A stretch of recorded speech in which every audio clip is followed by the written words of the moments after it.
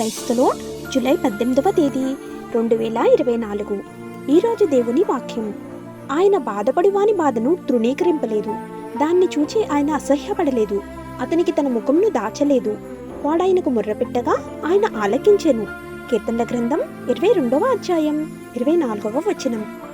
ప్రియమైన సహోదరి సహోదరులారా, మనము దేవునికి మొర్రపెట్టినప్పుడు ఆయన మన మనవి ఆలకించును. దేవుడు తన పిల్లలను ఎన్నడూ విడిచిపెట్టడు.